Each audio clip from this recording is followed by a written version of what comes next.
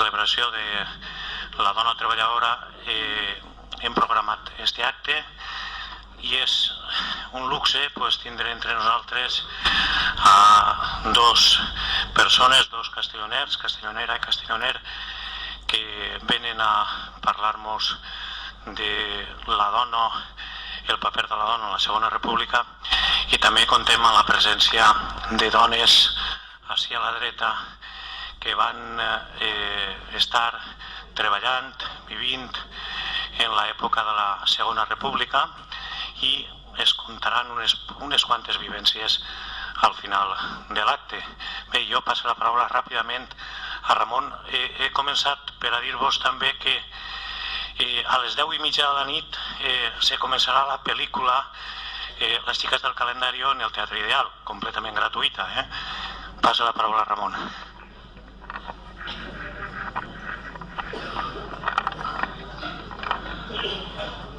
Sí. Bona nit. En primer lloc, agrair-vos la vostra presència ací a la xerrada que han organitzat l'Ajuntament i voldria començar per felicitar a l'Ajuntament de Castelló per organitzar aquesta xerrada sobre el tema de les dones i la Segona República.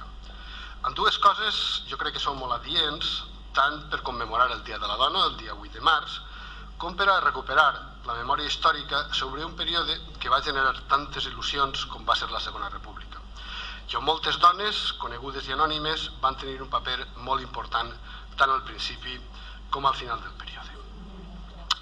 Aquesta felicitació a l'Ajuntament també la voldria ampliar per haver triat a Carme com a conferenciant per a fer aquesta xerrada.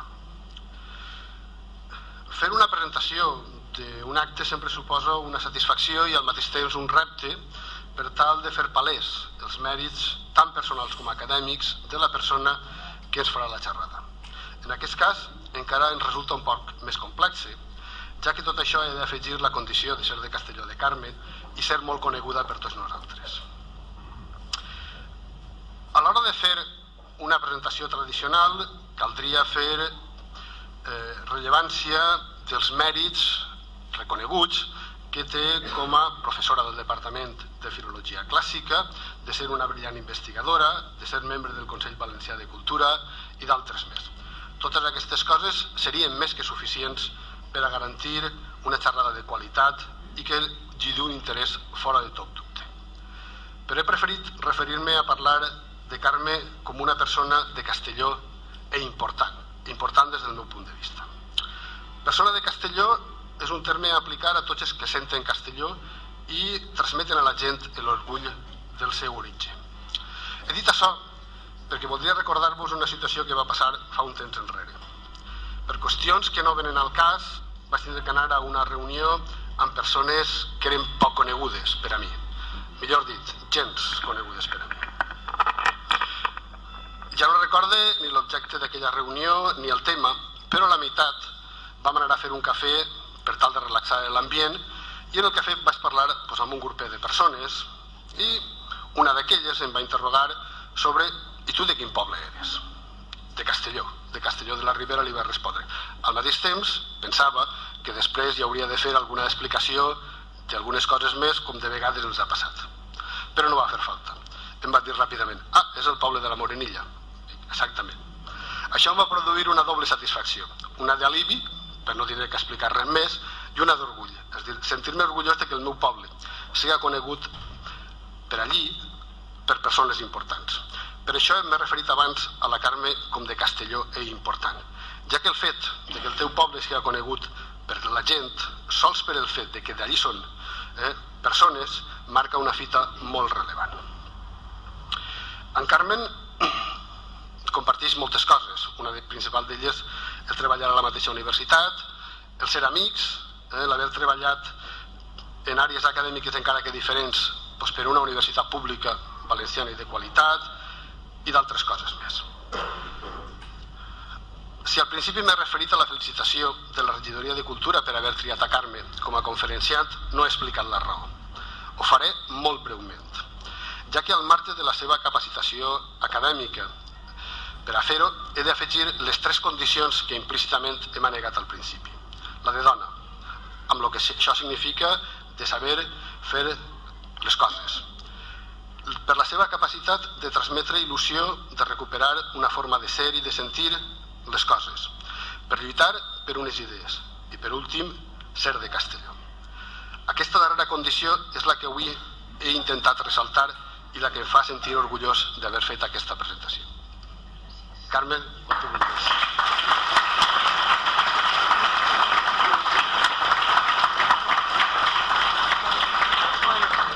Estic molt agraïda per moltes raons. En primer lloc, per estar ací una vegada més entre vosaltres. Ja sabeu que sempre que em crideu estic, a més, és un argument més per a vindre i passar un rato en companyia de la família, que la tasca, malauradament, no sempre ens deixa estar tot el temps que vulguérem. Estic molt contenta d'estar en companyia vostra, tantíssima gent que haveu vingut a sentir-me alguna a mi, però estic segura que veniu sobretot per a sentir a les vostres conveïnes, que normalment del que parlen són de les coses quotidianes i que avui anem a fer-les que recorden una altra època i que parlen d'elles mateixa, del seu paper i de com visqueren elles una altra època. I vull donar les gràcies a Ramon, que és un company estupendo.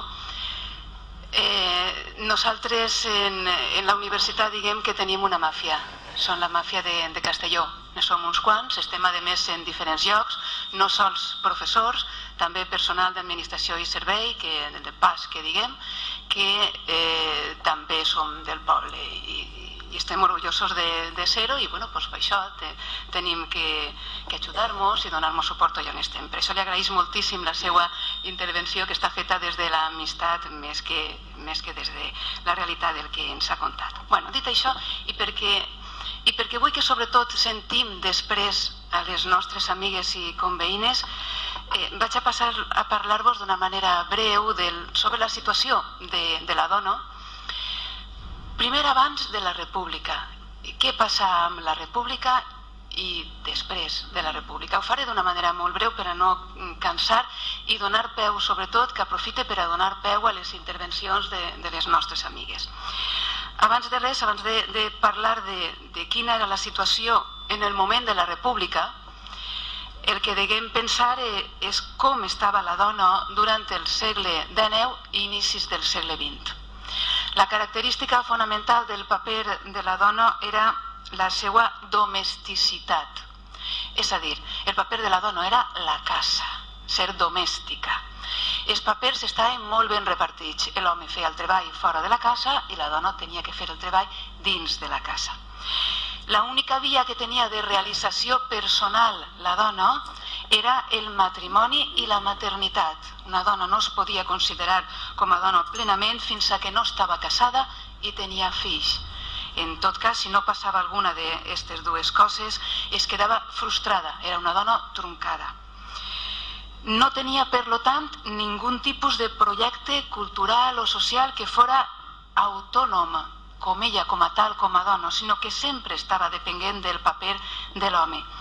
I trobem en tota la literatura, en els escrits, en la religió, en els discursos que se fan des de totes les perspectives, en els llibres que se publiquen sobre com deuen ser les dones, llibres que es publiquen per a que els estudien les xiquetes que van a l'escola, es fa una sèrie de lloança al paper del matrimoni i de la maternitat.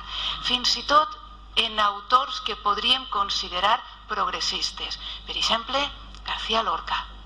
En poetes, escriptors com García Lorca, progressistes, n'hi ha una lloança al paper de la dona com a mare. No se li dona rellevància des de ninguna altra perspectiva. En tot cas, se li dona importància a l'educació que pot rebre la mare sempre i quan és la transmissora d'educació als fills. És important que la mare tingui cultura per a que la transmeta als fills, no perquè això l'enriquisga a ella com a persona, sinó perquè és un vehicle de formació dels fills. N'hi ha, per tant, un aparell ideològic molt fort que culpabilitza a totes aquelles dones que d'alguna manera volien eixir d'aquest marc tan estret i constrenyit que era el marc de la casa i el marc sempre subsidiari. Un aparell ideològic que abarcava totes les esferes de la convivència, des de l'àmbit científics, metges prestigiosos, psiquiatres que en aquell moment començaven a eixir, a l'inici del segle XX, començaven a treballar en psiquiatria, tenien teories que deien que les dones no devien treballar ni tan sols intel·lectualment, perquè les dones per naturalesa no estaven fetes per al treball intel·lectual. El seu cervell era més xocotet i se reblandia abans que el dels homes si llegien massa. Tot això ho puguem trobar en persones tan importants com Gregorio Marañón o Ramón y Cajal, que treballaven abans, en i després de la República. O bé, en certa mesura també, Ortega y Gasset, el gran filòsof Ortega y Gasset, que defensava que per naturalesa la dona era incapaç de controlar les seues emocions, les seues passions, i per tant no se li devia donar ninguna esfera de poder, en ningú àmbit de poder podien elles estar perquè, pobretes, no eren dones de si mateixa, no podien manar en la seva naturalesa. És a dir, les dones, com eren més dèbils físicament, no podien fer determinats treballs físics, que per qüestió de força no podien fer-los, però a més tampoc podien tindre autonomia ni fer treballs intel·lectuals perquè el seu cervell era inferior al de l'home i no podia dominar les seves passions. Ho podíem veure molt bé, tot el pes d'aquestes teories suposadament científiques, perquè estan elaborades per científics molt famosos, es pot veure en el tipus d'educació que reben les dones i es pot veure també en el tipus de control que reben les dones en les presons. Les dones que acaben en la presó són corregides perquè s'han desviat de lo que és la seva naturalesa. Es considera que han anat contra natura i el que tenen que fer és tornar una altra vegada a reconduir-les dins dels que són les causes de la seva natura. Un dels màxims exponents d'aquestes teories serà el psiquiatre Antonio Vallejo Nájera, que tingué tant de paper després de la guerra. Un dels aparells forts que tenia molta potència i que influïa molt era l'aparell científic, que donava una verosimilitud a totes les teories de segregació de la dona, però molt potent ha sigut sempre l'aparell religiós. En la religió, excepte una línia religiosa, una corrent religiosa, la de les teresianes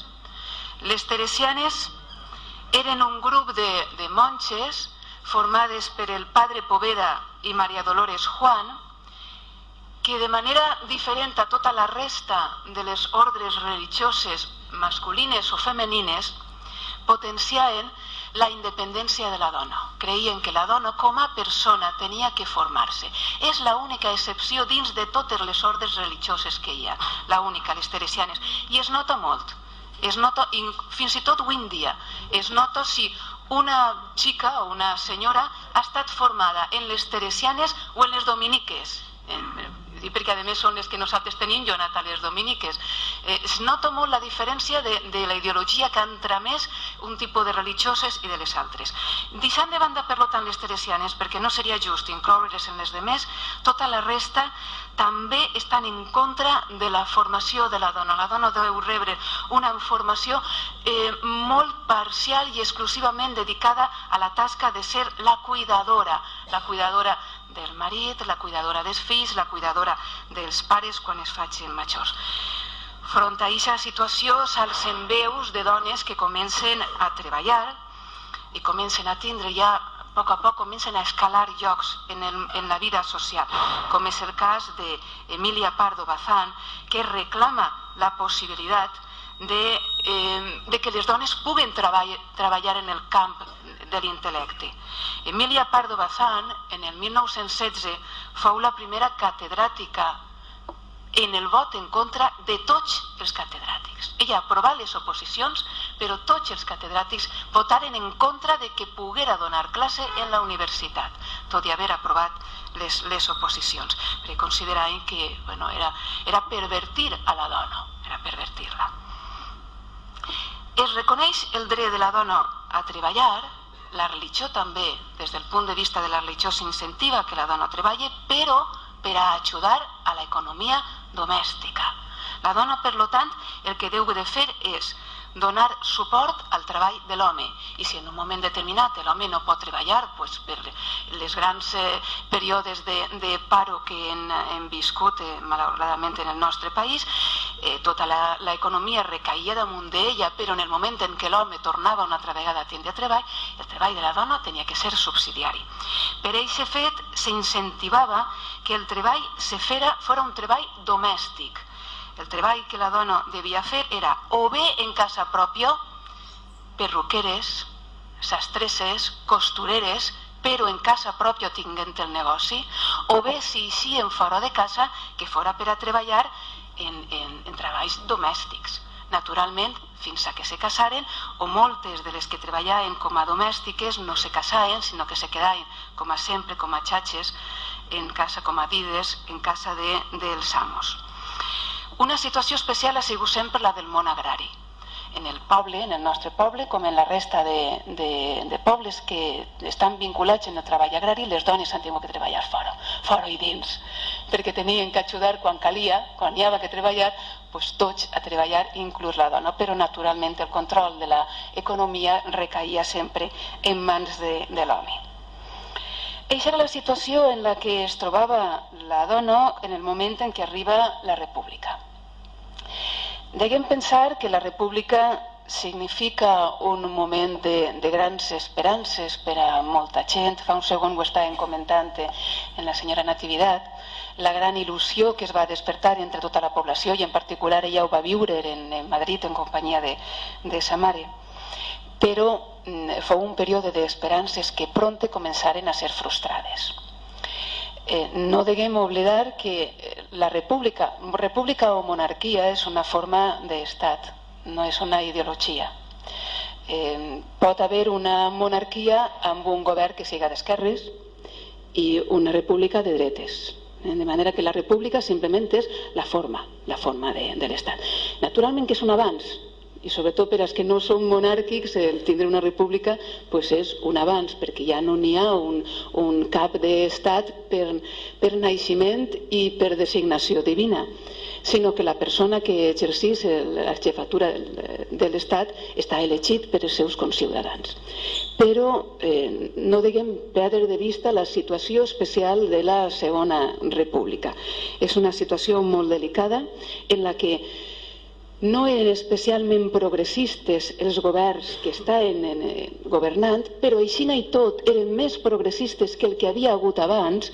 Intentaven, per tant, portar endavant algunes mesures, tant en el camp agrari, en el camp de l'educació, de la sanitat, de les reformes de les lleis del treball, intentaren portar endavant algunes mesures que deixaren insatisfets els sectors d'esquerra, deixaren molt insatisfets els sectors d'esquerra perquè no era en absolut el que l'esquerra volia, provocaren, per tant, moltes vagues, manifestacions, revoltes de gent que en justícia volia obtindre el que havia estat esperant tant de temps, però al mateix temps també s'anava fraguant una reacció conservadora molt forta, no sols de monàrquics, sinó també de sectors de dreta, d'ultradreta, amb independència de la capçalera de l'Estat.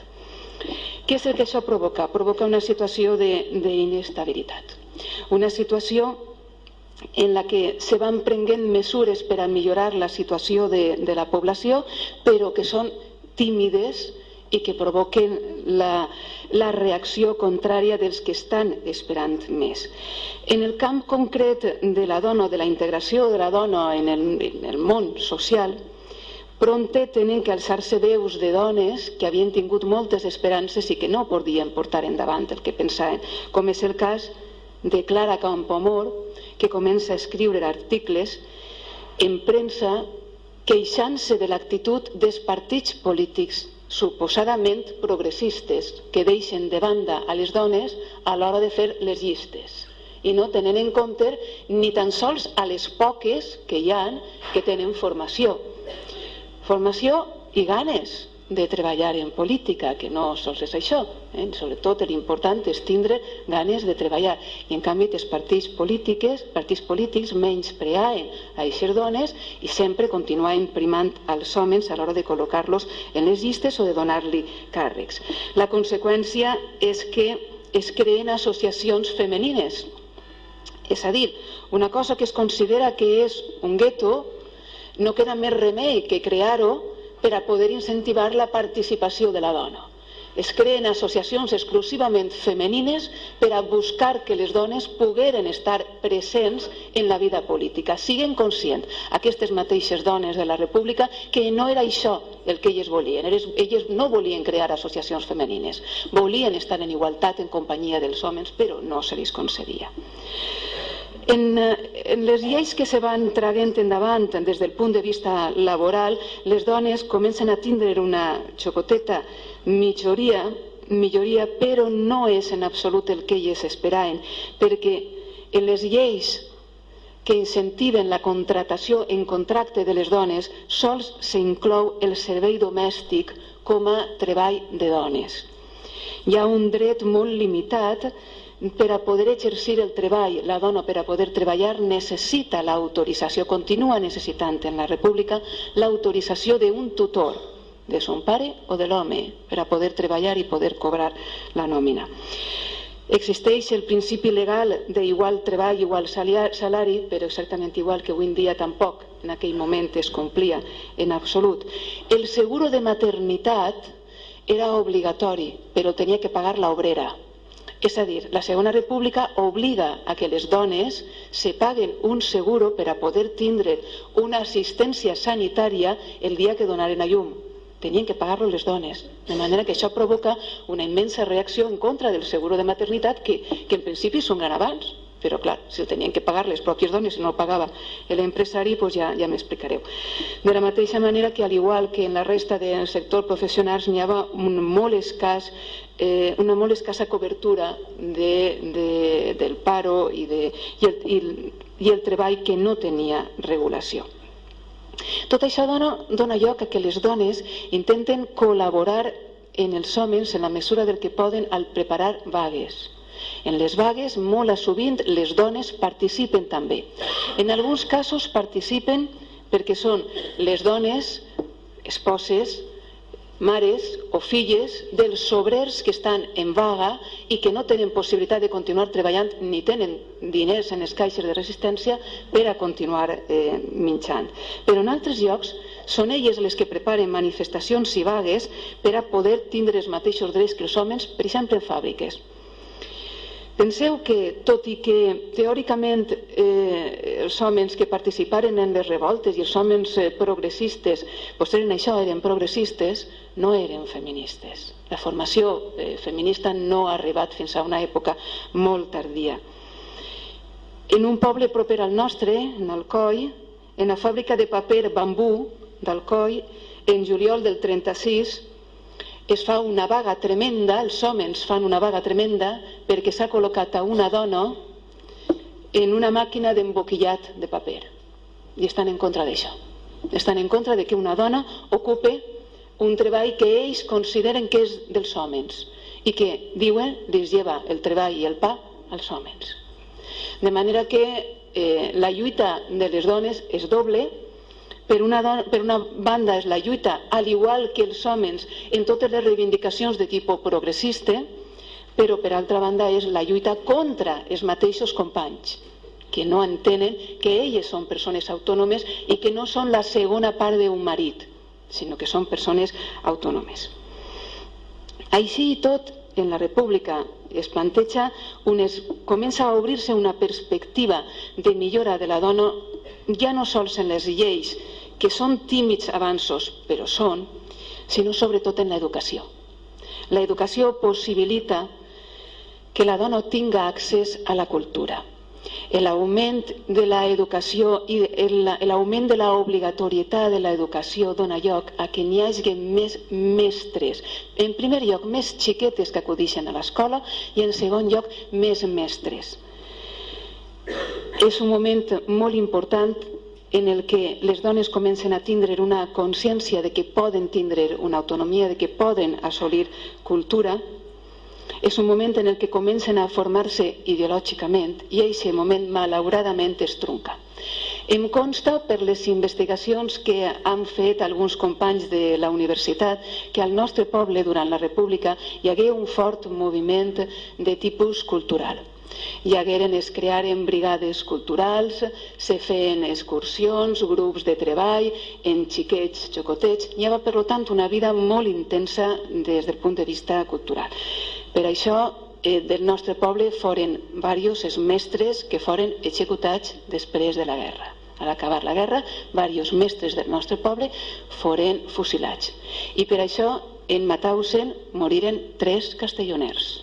Les llistes que s'han tret dels presos del camp de concentració de Mauthausen, 3 dels que havien mort eren d'ací, del poble. És lògic. En un poble en què hi havia un moviment cultural fort durant la República, era lògic que la persecució posterior a la República fora també molt forta.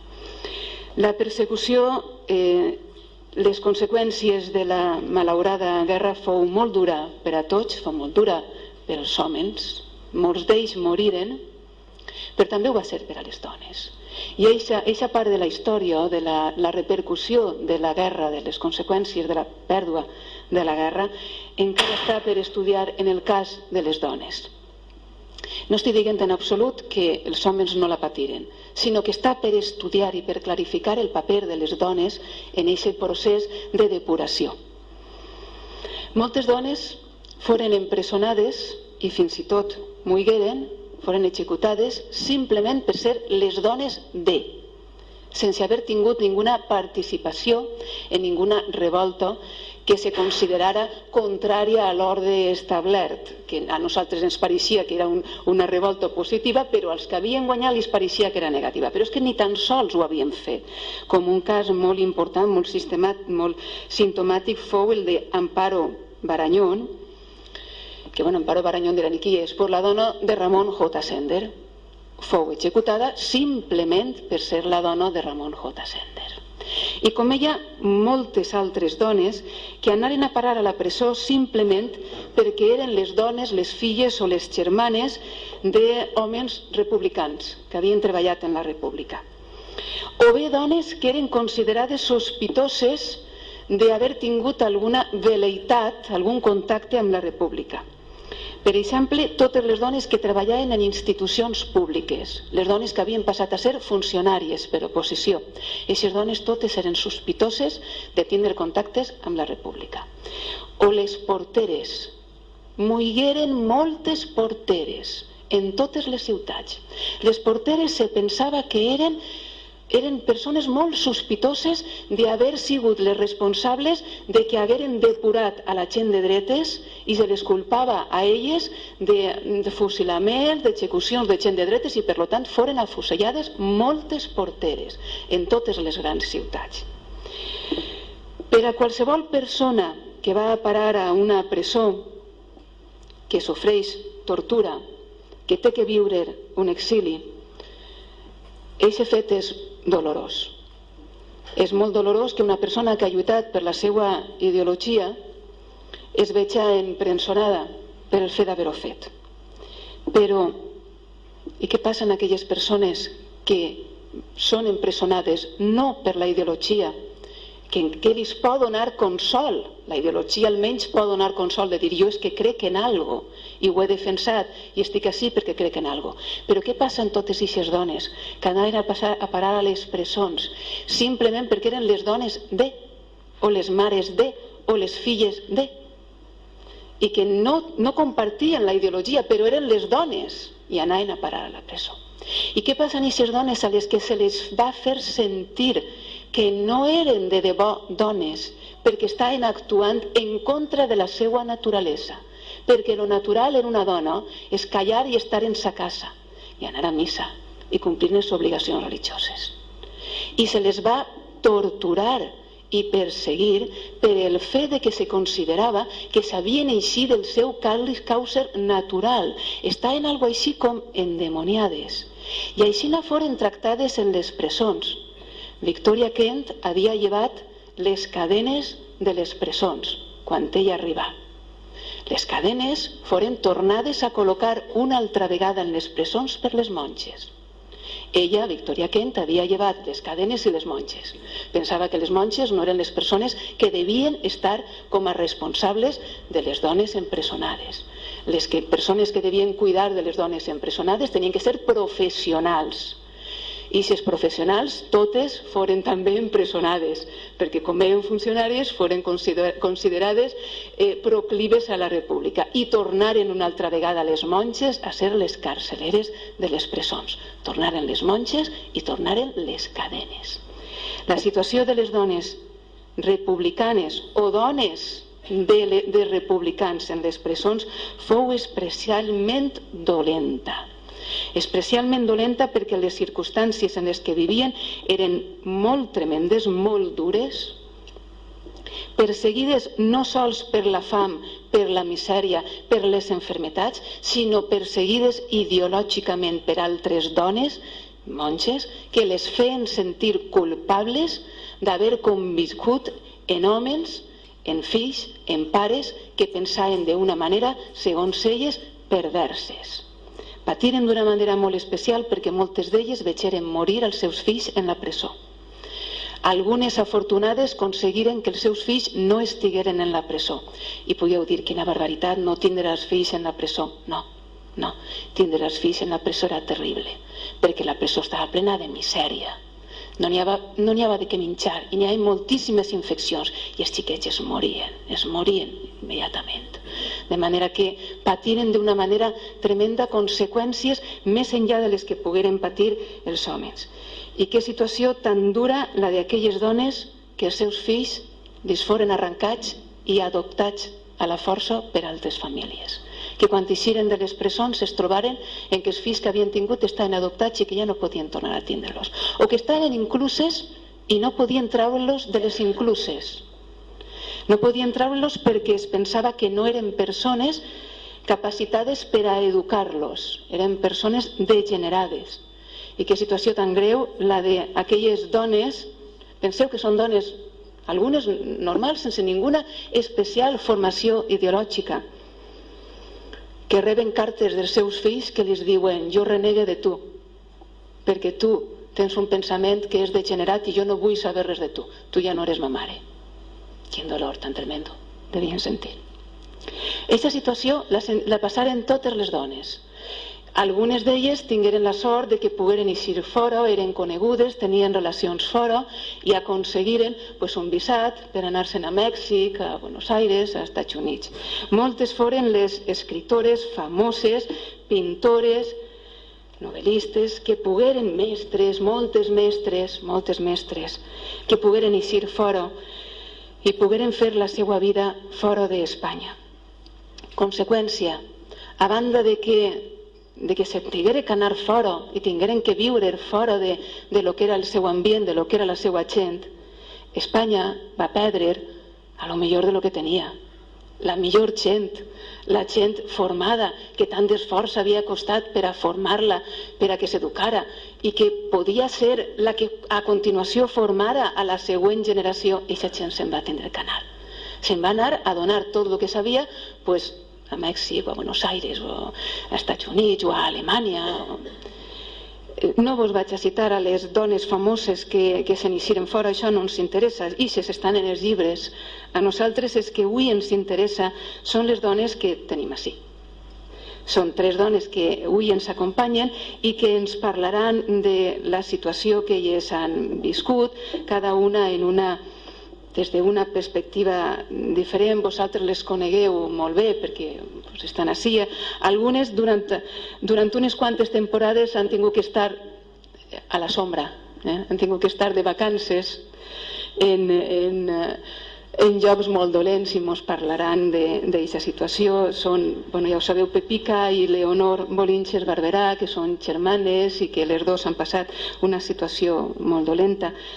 Pepica va estar 7 anys empresonada i a més condenada a mort, que és una situació no saber quin dia te van a matar.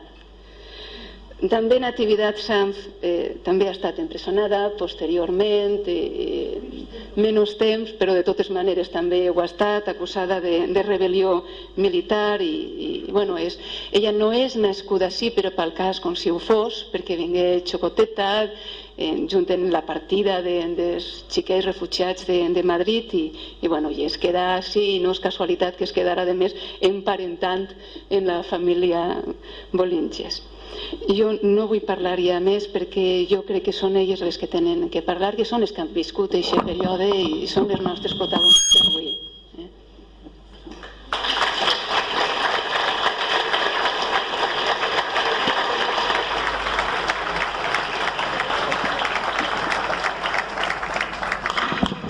Sí, ara se sent. Bé, si us sembla, jo vaig a passar la paraula a la senyora Pepica, que precisament estaves comentant tu que després de la guerra va ser una de les dones que més anys ha estat tancada a la presó, va estar tancada, no sé si ara mos ho contarà ella. Pepica. Què vols que conté? Pregunta'm tu. Què vols que... Yo ya veuré qué vas que diga. Dime uno. Lo de la cárcel. Lo de la cárcel. Bueno, pues de la cárcel. Bueno, cuando yo era joveneta, me sentiu bé? Cuando yo era molt joveneta, que tendría 14 o 15 anys, tendria jo, vaig anar a la Macén de Taronja, paperar, vaig treballar allí. I vaig treballar poc de temps perquè entonces mon pare va entrar de conserje en la obrera. I claro, tota la família anàrem a l'obrera. I com érem sis, pues la més xiqueta, claro, és més xiqueta, però els demés, tots a treballar allí, ja ho he dit antes, de memòria estic molt mal, en l'obrera. Després va passar el temps allí i va ser quan es va acabar, quan el senyor Franco va agarrar el mandato ell, es va acabar la guerra i al manar ells, pues vingueren de l'Ajuntament a dir que 24 hores de temps perquè m'ho anàrem d'allí, m'ho vaig despedir d'allí. D'allí pues m'ho anàrem, érem sis i anàrem a casa de m'abuela, que teníem un poc d'això, i allí sis. Després jo pues vaig anar a l'escola, he anat molt poc, perquè com érem sis, ma mare me necessitava per ajudar-li als xiquets i això, i he anat poc a escola. Però després vaig tenir una ocasió molt bona, que tenia una cosina germana meva, Isabel Esquer Bolínches, que li diuen, era mestra. Entonces ella no tenia plaça ni tenia res, però en casa, me sentiu bé?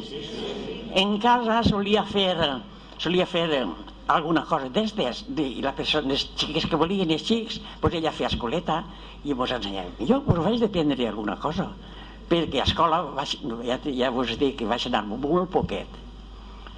I després què?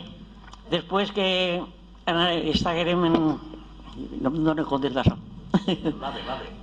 Després, quan mos despatxaren de l'obrera, què? Què vols? Que vaig ahir? Que vagis allí. Per què? Se sent perfecte. Estic gravant.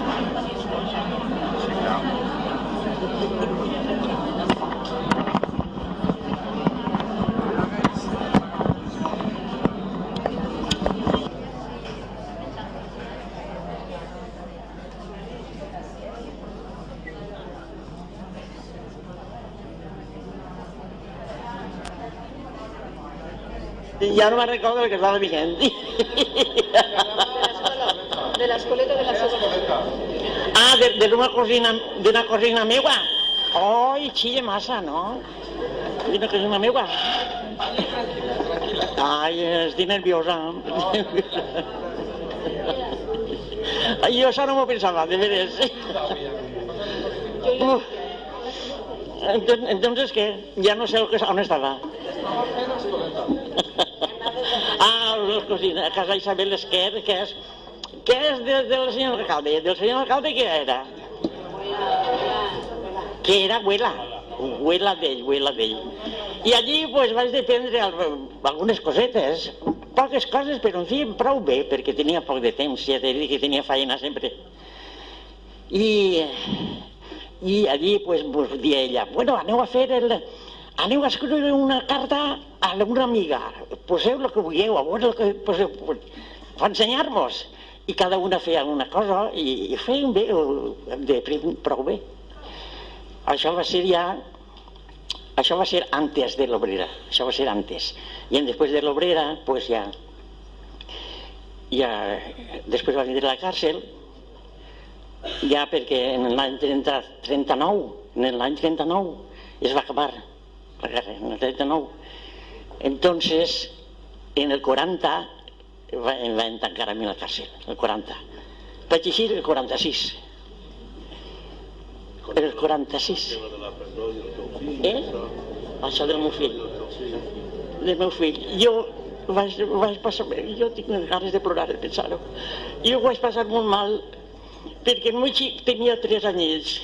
3 anyets tenia, com vingueren de l'Ajuntament a dir-me que anava a l'Ajuntament que estaven esperant-me. Això vull que ho parli, tot això. Això, tota persona que hi ha així no sap res d'això, segur que no. Perquè jo tinc 90, quasi 92.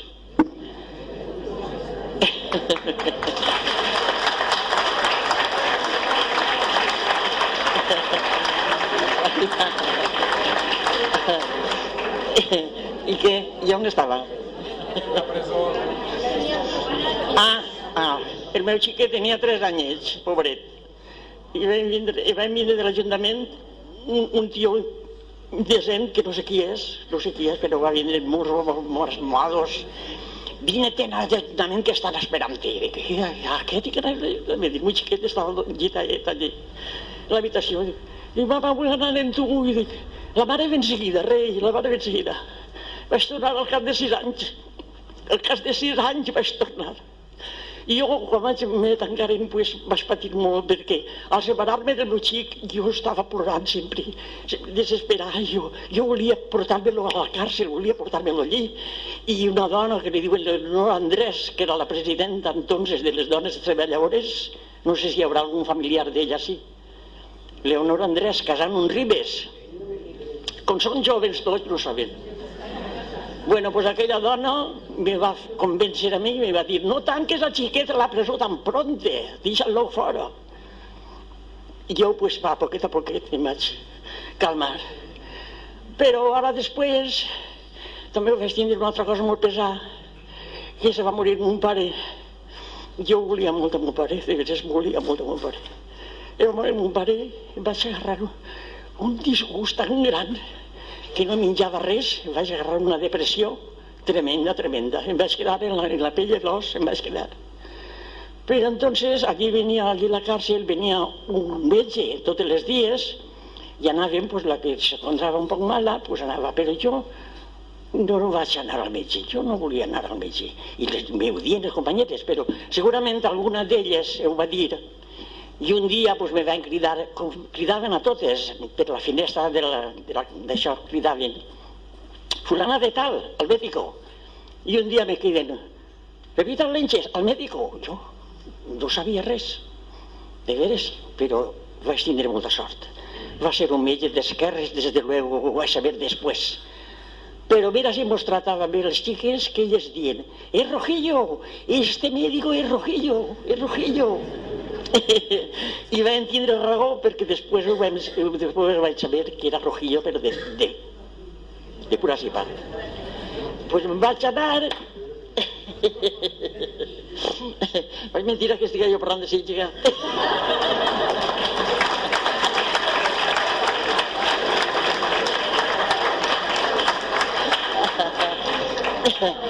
Després vaig agarrar la depressió i em va cridar al médico i vaig anar al metge. I el metge em va examinar i això em va dir estàs molt delicat, tens que fer tot el que demanes, si no aniràs a un a l'hospital o on siga, no sé, no era l'hospital, no sé on era. Justament 3 dies antes se van emportar 3 xiques d'allí males perquè van arrojar sang en la càrcel, allí en el pati de la càrcel van arrojar sang i les emportaren 3 dies antes d'això. I me diu el metge, has vist el que emportes les xiques? Si tu no fas tot el que jo te diga, també te s'emportaran. Escolta, i me va fer una explicació, me va fer 2 classes de punxalles, pastilles. Diu, però el principal és que tens que menjar. El ranxo, tots els dies, siga el que siga, perquè hi havia ranxo que no es podia menjar. Algun dia bé, altres dies... I jo, pues, de veres li vaig fer cas. Va dir, tens que, si no me complissis el que jo te dic, tens que menjar el ranxo primer, després una sobrealimentació i llet tota la que pugues. Però a casa no podien enviar-me coses, a casa estàvem molt malament, entonces... I saps el que va passar? Diu, és que resulta que tu estàs molt propensa a una tuberculosis. Estàs molt malament, tens que fer tot el que jo diga. Jo pues, ho vaig fer i a més les meves companyeres me van ajudar molt perquè allí cada dia venien a comunicar a la família de les que estàvem allí i es portaven un paquete de menjar. Claro, pues a mi ningún dia d'ahir en avant ningú dia me va faltar una sobrealimentació de part de les meves companyeres que venien a portar-me-ho a mi perquè ho van saber com estava. I jo pues, me vaig recuperar i ho vaig passar prou bé. Així és que no sé què més volia contar-vos. Després vindrà el col·loqui.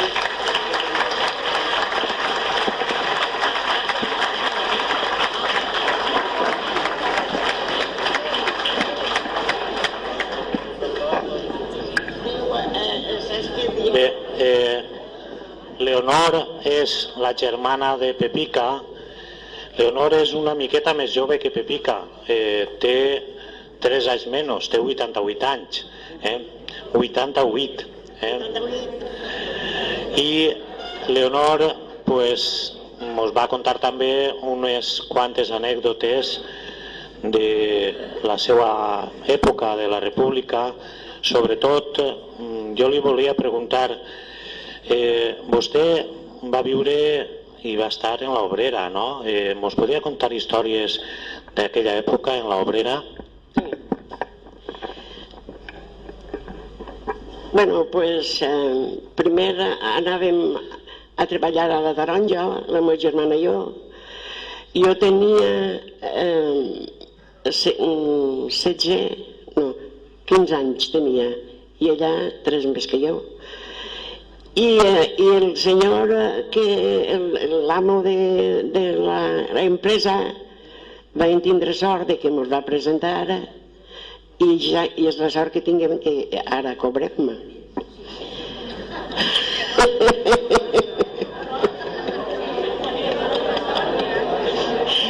Claro, és molt poqueta cosa perquè jo soc viuda i me van dir, vostè té 2 pagues, però quina vol? Una congelar i l'altra per pujar quan puja. Entonces jo, com de jubilar, cobrava molt poquet, que cobré només que 10.000 pessetes de les pessetes d'antes. I de viuda vam pujant i això i me vaig quedar ahí. Ara després va vindre la República i vam buscar a mon pare, que la meva germana ja ho ha contat, que vam entrar en l'Obrera i això, i després quan es va acabar la guerra, el meu marit era de Casas Ibáñez i era president de la CNT, del camp, dels treballadors. Y entonces él va a pujar me venia totes les vesprades allí a l'obrera, que teníem allí les claus penjades de dalt de les habitacions que tenien els que treballaven. Estava el secretari d'allí, de l'Ajuntament, i, bueno, en referides cuentas, que mos vam casar. La meva germana es va casar més pront que jo. I jo també mos vam casar, però resulta que en un viatge que feia ella, que anava als pobles de lluny per portar menjar, anava ell i altres persones a portar farina, i canviaven arròs per oli, a portar-ho al poble, perquè entonces escassejava algo. I diu, bueno, pues mira, ho portaven al mercat i ho repartien. I si anava algú que era de dretes, hi havia algú que deia, no, a això no li dones. I el meu marit diu, no, som tots de Castelló i ell també té que tindre igual que a tots els de cor. Com que ens en vam anar, ens vam casar i ell un dia va pujar a dalt allí a la tribuna, perquè entonces els treballadors anaven en bolsa, què diuen, per turno. Per exemple, anava avui del 10 al 20, doncs l'altre dia havia d'anar del 20 al 30 i havia de ser així per bolsa, que diuen entonces. Perdoneu.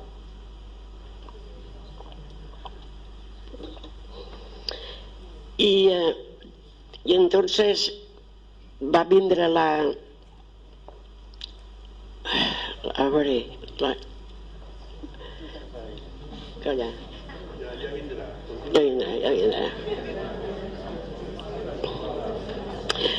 Bueno, es va acabar la guerra, no? I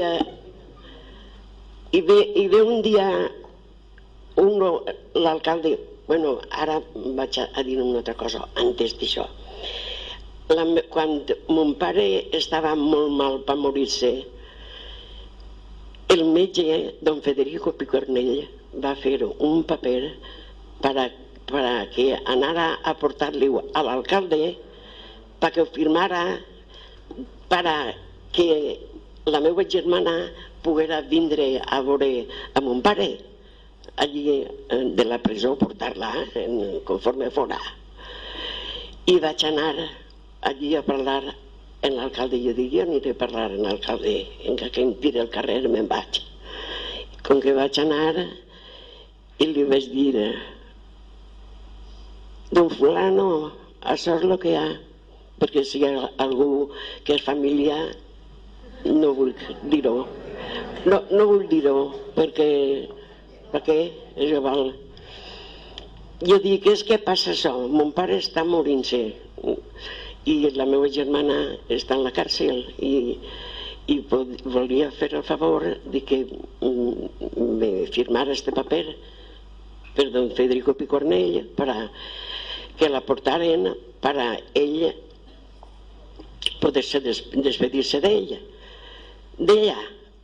I em va dir, encara que ho firme el papa, la teua germana així no vindrà a veure's un pare. Jo dic, moltes gràcies. Ale. I me'n vaig anar. I no va voler fer-me. Bueno, entonces, quan es va acabar, quan el cop d'estat, va vindre l'alcalde que hi havia entonces i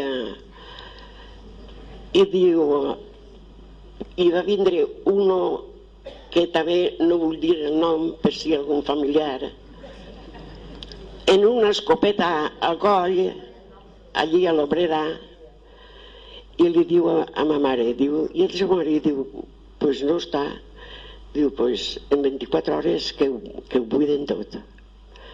I que es quede tot el que hi ha així del casino, la beguda, tot el que hi havia, tot així, que no hi ha res.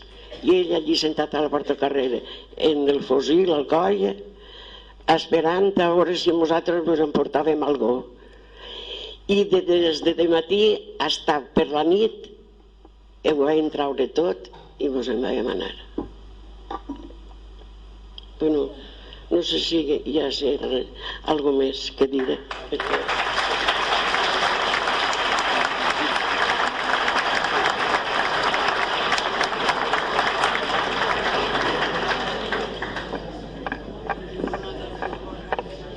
Madre mía, qué bien. A ver.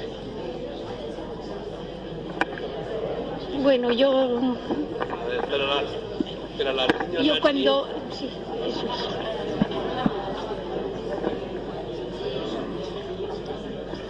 Per a la Sinya Nachi, unes quantes preguntes. A veure, en principi, com va viure vostè la proclamació de la Segona República? Bueno, pues yo me acuerdo perfectamente, tenía 5 años y medio cuando se proclamó la República. Mi madre me llevaba de la mano a la manifestación para celebrarlo y yo tenía 5 años y medio. Mi madre iba para dar a luz, 10 días después daba a luz. Y yo lo recuerdo como si estuviera ahora, una manifestación inmensa. Yo he estado en París muchísimos años y he presenciado manifestaciones terribles, grandes, pero como aquella, claro, yo cuando se lo conté a este amigo, pues luego yo he reflexionado, digo, claro, como yo tenía 5 años y medio, pues a esa edad todo parece más inmenso, ¿no? Pero de todos modos, yo recuerdo que los árboles, los postes de la luz, no se veía nada de los postes de la luz ni de los árboles. Era toda una masa humana. Subía la gente porque Madrid es grande, ¿no? Pero como era todo estaba ocupado, todo el centro de Madrid estaba ocupado. Y la gente, pues para ver todo más, se subía era una cosa grande. Yo quería contestar un poco a lo que esta amiga nos ha explicado de aquella época. Efectivamente, cuando se proclamó la República, hablando de la mujer, fue un acontecimiento grandioso, porque ya teníamos el recuerdo. España en aquella época tenía el recuerdo de la Primera República, en la que fue una gran represión. Mataron a todos aquellos que se identificaron por la República y que participaron en ella, los fusilaron a todos. Y últimamente en la televisión hemos visto la historia de ¿cómo se llama esta? María Pineda, que han hecho la obra de ella. Y a pesar de todo, pues cuando han hablado la amiga de la República de las condiciones en que la mujer, a pesar de que eran hombres de izquierdas, a pesar de que eran hombres progresistas, la mujer no tuvo inmediatamente lo que esperaba de mejoras, de darle los derechos que se requerían, que tenían esperanzas de haberlo tenido, pues yo creo que también hubo un poco el recuerdo. Y ella ha hablado de María del siglo XIX, de Emilia Pardo Bazán, que eran gallega, y hubo en aquella época 4 mujeres gallegas que se destacaron enormemente. Una era Rosalía de Castro, Emilia Pardo Bazán, y la otra Concepción Arenal, que Concepción Arenal ya en el siglo XIX era una intelectual. Ella cursó estudios universitarios, pero se tuvo que vestir. Bueno, yo no estoy segura, no quiero hacer una tontería, porque como tengo muy mala memoria, aunque yo he leído la historia, puedo haber confundido los nombres, pero yo creo que era Concepción Arenal la que se vistió de hombre para poder asistir a la universidad. Y cuando los compañeros, yo creo que fue ella, sí, cuando los compañeros descubrieron que era una mujer, la querían linchar. Los mismos universitarios, los mismos condiscípulos. Y bueno, se salvó por otro condiscípulo que la defendió y la protegió, y que después se casó con ella, creo. Pero también le fusilaron cuando cayó la Segunda República, le fusilaron. Es decir que... ¿Qué mejoras recorda usted que va a aportar la República a la dona? Bueno, yo he quedado un poco, porque claro, yo tenía la idea, ya sabe que yo era muy, cuando empezó la guerra yo tenía 10 años y medio solamente, o sea que yo he vivido la época de la República siendo una niña muy pequeña, ¿no? Y yo tenía tenía como una especie de recuerdo, como que la mujer había hecho un gran paso con conquistas para la mujer, eso. Pero lo que ella me ha explicado me ha dejado un poco decepcionada, porque en realidad es verdad. Pero yo creo que será en la época del Bienio Negro, que hubo una gran represión, era la República, que estaban dirigida por, o sea, en la Asamblea Nacional la mayoría era de derechas. Eran republicanos pero de derechas. Y entonces yo me acuerdo de eso porque coincidió con la Revolución de Octubre de Asturias, que también fue un gran masacre en la Revolución de eso. Y todo eso juntó. En ese bienio negro fue negro para la República Española. Y naturalmente, si los hombres estaban perseguidos y fusilados y asesinados por la calle, porque yo me acuerdo que vivíamos en una casita pequeña a las afueras de Madrid, que la perdimos, por cierto, porque pasó toda la guerra, pasó la contienda, estuvo en esa zona. Y entonces, ¿qué estaba diciendo? Me pasa como a las demás, que no, se me van las ideas. Yo reconduiré. ¿Qué estaba diciendo? No me acuerdo ya. Sí, pero bueno. Pues eso, sí, exactamente. Eran casitas pequeñitas, todas juntitas. Era como un grupo de casas. Es que no tengo costumbre yo de esto. Y vivíamos planta baja, con un jardincito y eso, muy chiquitita. Y entonces teníamos la cama enfrente de la ventana. Y como había tiroteos todo el tiempo, en tiempo de la República, porque las derechas, como gobernaban los partidos de derechas en la República, en esa República, pues había tiroteos por la calle, perseguían unos y otros. Entonces mi madre, me acuerdo que como había peligro de que en esos tiroteos cayera una bala perdida así, pues me acuerdo que mi madre me puso el colchón debajo de la ventana, porque dice, si entra una bala perdida, pues... no le cae en la cama que está en ella. Entonces, bueno, ella y mis hermanas también.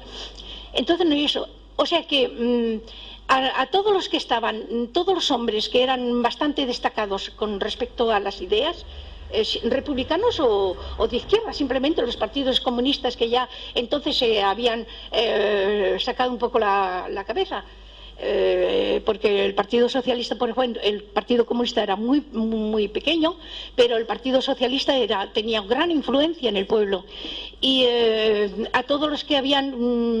yo no me acuerdo bien del nombre, pero un dirigente del Partido Socialista, que me parece que se llamaba, el primer apellido, o el segundo, uno de los apellidos era se refería a Cordero o algo así. Yo no me acuerdo, Si hay alguien aquí que se pueda acordar. No. Le torearon, como eso es, tenía un apellido que parecía como de becerro o algo así. No me acuerdo, pero se semejaba, que se identificaba un poco con un toro. Entonces le tiraron a la ¿cómo se llama? A la plaza de toros y le torearon, le hicieron, le pusieron así y le hicieron una parodia, y yo no puedo decir si al mismo tiempo le mataron, allí mismo, o qué fue, porque es que bueno, yo también soy muy mayor, ¿no? Y los nombres he olvidado mucho, pero yo lo he recordado siempre porque además en mi casa, como mi padre era socialista, pues todo lo he oído mucho y eso, aunque se me ha olvidado mucho. Bueno, entonces vuelvo a lo que dice de la situación de la mujer, porque en realidad los hombres, es verdad, los hombres, incluso aquellos que eran progresistas, estaban educados por las mamás y por la iglesia, y esa cosa de que era el padre de familia, no solo el jefe, no padre de familia, el jefe de la familia, y todo eso, pues a pesar de eso tenían muchos prejuicios con respecto a considerar a la mujer libre, no libre para hacer lo que les diera la gana, es decir, libre en el sentido como persona, derechos a la palabra, por ejemplo, mismo en la relación en la casa. Las leyes, por ejemplo, lo ha dicho ella, y eso es verdad porque lo he vivido.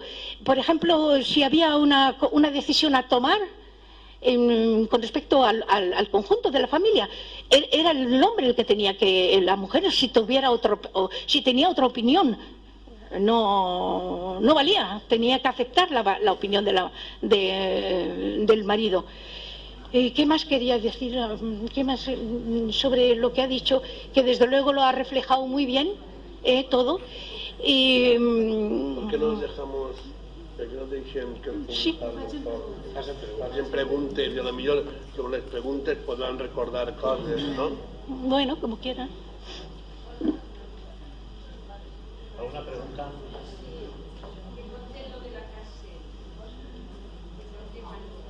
Lo de la cárcel. Pues mire, ahí, cuando yo entré en la cárcel, en el 60, en febrero del 60, me encontré todavía con dos mujeres que estaban desde el principio.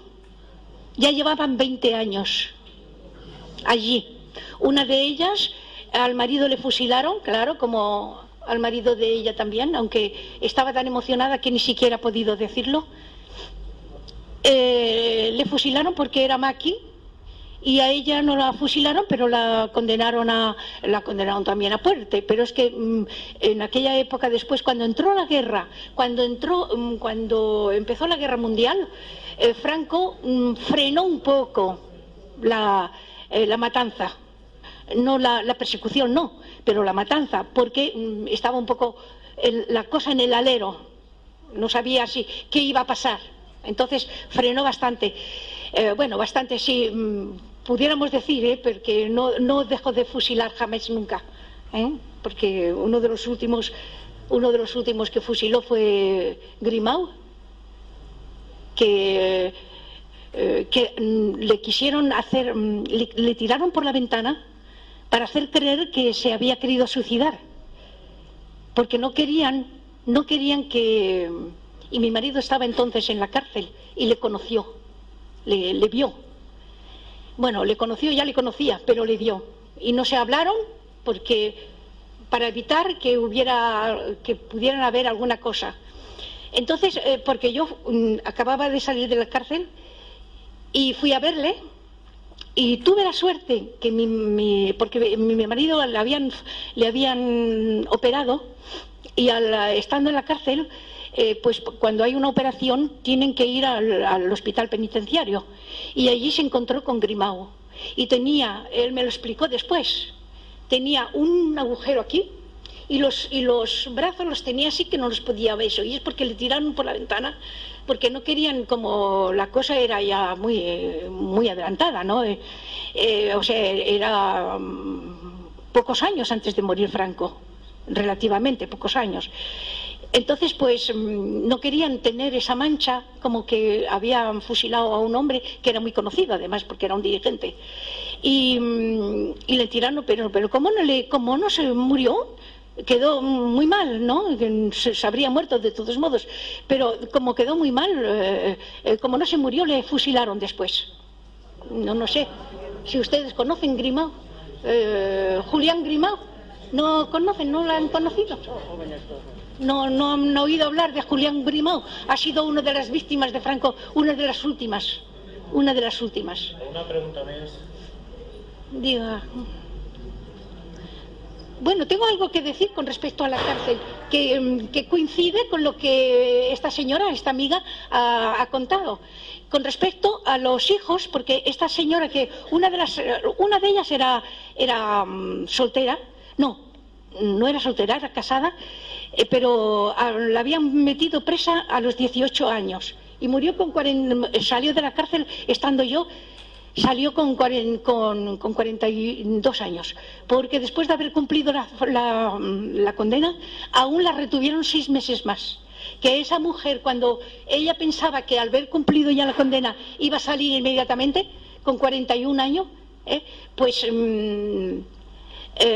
lloraba, porque después de estar todos esos años esperando ya en los últimos días, contando los días para poder salir, la viene una esa de que no puede salir y hasta 6 meses después no la liberaron.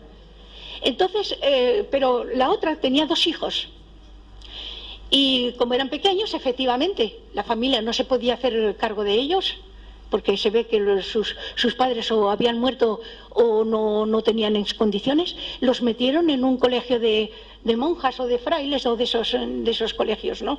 Entonces le hicieron cura y yo a este chico le he visto vestido de cura venir a comunicar con su madre, porque salíamos a comunicar con las familias estaban ahí y nosotras aquí estábamos juntas, y yo conocí a ese chico vestido de cura. Y después porque esta chica esta mujer cuando salió estuvo en casa de mis padres porque después de 20 y tantos años pues no sabía dónde ir y no tenía familia y no tenía para trabajar ni nada, y mi madre la prestó su máquina para que fuera cosiendo, para que cogiera como eso. Y por eso yo estaba presa todavía, porque yo salí después, pero lo sé por mi madre, que este chico que había sido cura, o sea que le hicieron cura a los frailes eso, pues un día estuvo preguntándole a los superiores de la época de la República, de la época de lo que había pasado después de la guerra y todo eso. Y porque claro, ellos allí no les decían, seguramente que es verdad que eso. Yo he conocido otros casos, he conocido casos, pero no puedo decir concretamente, decir que a los críos que tenían los padres presos, decían que eran hijos de asesinos. Eso lo he sabido yo, eso lo he visto allí en Madrid, lo he sabido. Y bueno, pues este chico, como no era tonto y no se tragó la píldora de que su madre y su padre, que le habían fusilado, eran unos asesinos, pues quiso ponerle en aprieto a un superior dentro de la iglesia, que le explicara un poco la historia, y le contestó el hombre, el señor le contestó que la iglesia no quería sabios, pero no curiosos. Y me parece a mí que para ser sabio tenías que ser primero curioso, ¿no?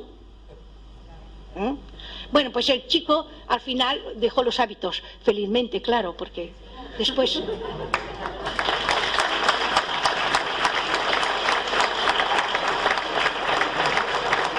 A ver, que me contesten.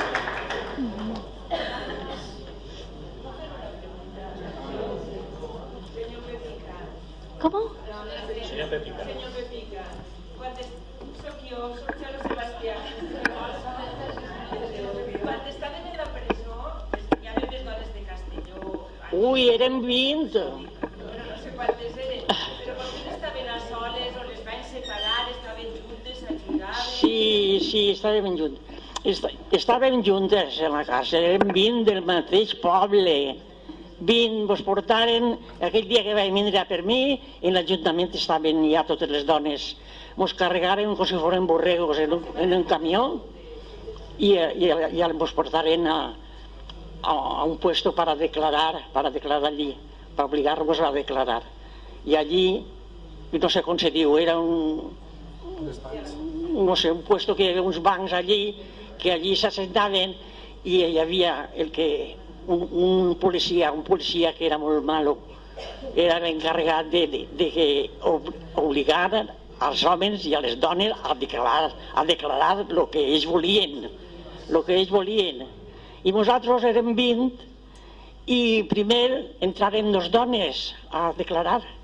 I, clar, les dones dient que no era de veres l'acusació que tenien, el mateix que la meva tampoc era de veres, i tot és igual. Són mentides per tancar-nos. Algo havien de presentar per tancar-nos. Entonces baixaren 2 dones a declarar i quan pujaren, mira, fetes molts.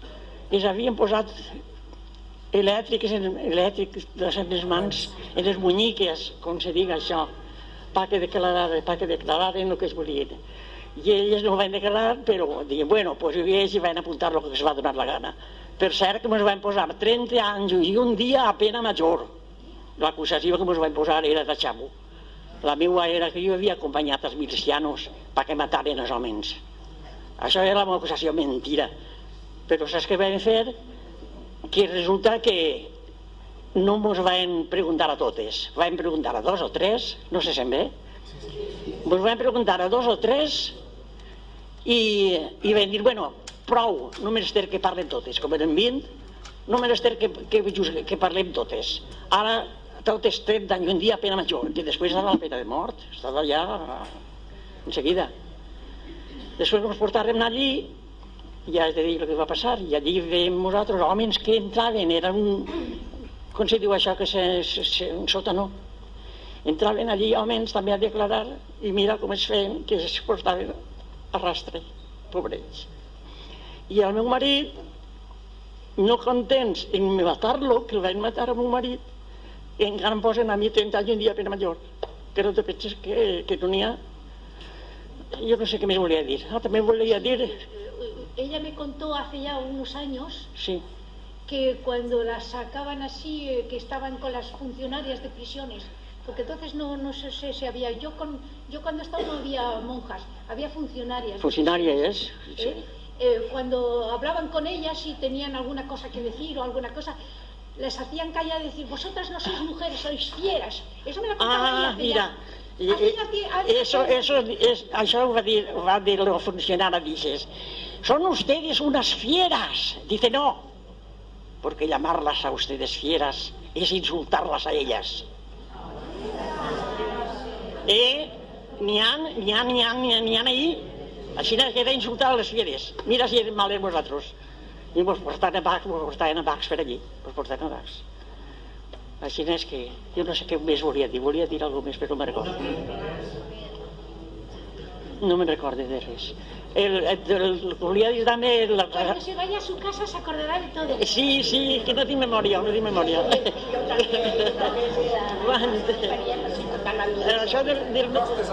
Això del metge Rojillo, que me n'ha recordat jo ara del metge que era molt Rojillo. Un dia passats, uns anys ja, almenys 4 anys ja havien passat, o més, un dia me l'encontre jo en l'aeroport de València. Me l'encontre, no és que vaig veure a ell, era argentino, però Rojillo de veres. De veres, es va portar amb nosaltres, es portava, les xiques ho diuen, Rojillo. I jo vaig veure a ell, a una dona major, i a una xica jove, i dic, ui, pues sí, és el metge meu. Ai, jo estava tan contenta.